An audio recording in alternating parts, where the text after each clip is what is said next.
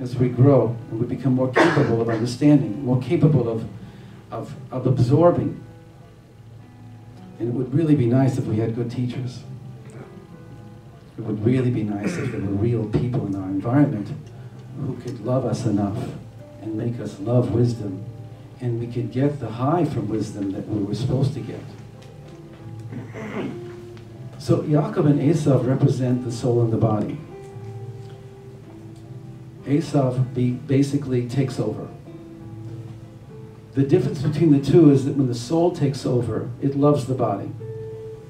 It cares for the body. It elevates the body. It becomes the caretaker, and there's tremendous appreciation for the body, because without the body, the soul cannot do what it needs to do. Its mission can only be fulfilled in the body. Like a horse and a rider, the rider needs his horse and loves his horse and cares for his horse. But when the body takes over, body consciousness, it does so with a vengeance, it seems. It co-opts the energy of the soul.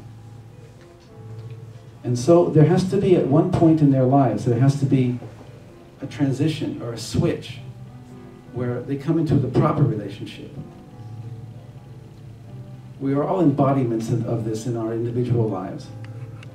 In the life of mankind, it's spoken about as Israel in the nations, Israel in the 4 exiles, Israel in Egypt, Israel in Babylon, Israel in Persia, Israel in Greece, where we come into contact with a culture, a civilization, which is also part of the vision of Yaakov.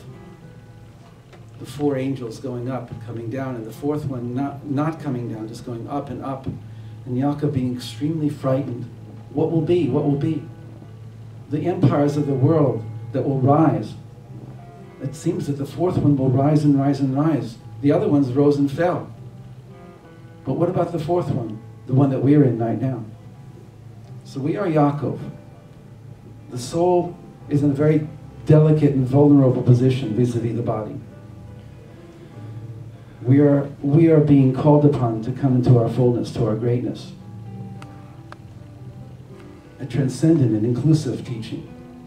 A teaching that includes the body, that lifts up and elevates the world, that gives specialness and excitedness to the process of redemption. That if it's presented properly, that we can actually bring everybody into this, but we have to be there first. Back to Yaakov, the Midrash says that Yitzhak said in the last week's Parsha, V'yikrevu yemei avi, v'yikrevu yemei evel avi, the days of the mourning of my father are coming close. The Midrash says that Esav said in his heart, I need somebody to get rid of my father. It's not easy what I'm going to say here, but listen to what the Midrash says. I need somebody to get rid of my father so I can kill my brother. I'll go to Yishmael. I'll make a deal. I'll make a covenant with Yishmael. And he did. The date for the wedding with Esav to marry Yishmael's daughter was set. Yishmael was told by Esav, you take care of my father. I can't do that. But once you do, then I can take care of my brother, and we will rule the world together. And the Midrash says concerning this, Aman naval b'libo, the despicable man said in his heart. It says what he said to Yishmael was, you and I will take over the world. What he said in his heart was, when he takes care of my father and I take care of my brother, I'll take care of him. The Midrash doesn't say it, but it's obvious to me that Yishmael said, he thinks that I don't know that he wants to take care of me. So the Midrash is extremely meta-historical. In other words, that's the forces that are at work now. Very difficult. Very difficult for Yishmael and Esav to be against each other. And look what's happening in our lifetimes. And for Yaakov not to know who he is. It's a tragedy. The tragedy is that we don't know who we are, that we have a spiritual mission. So hopefully tonight we'll get a little bit of an insight into it. It's a long process of spiritual growth. We all need to grow, and we can only do so together. This is not a one-upsmanship type of Judaism. It's a transcendent embrace. We embrace each other and we go up together.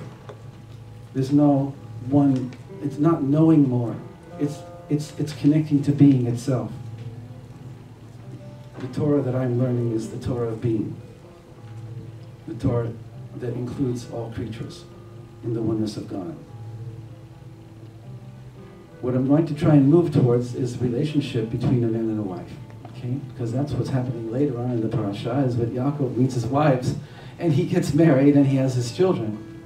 But what's important first is the immediate thing, the initial event at the beginning of the parsha is Yaakov's experience of his self, of his higher self. And it's embodied in the vision of the ladder. Let me just get something from over there on the table, and I'll be right back with you, and it's a good chance to hear some music.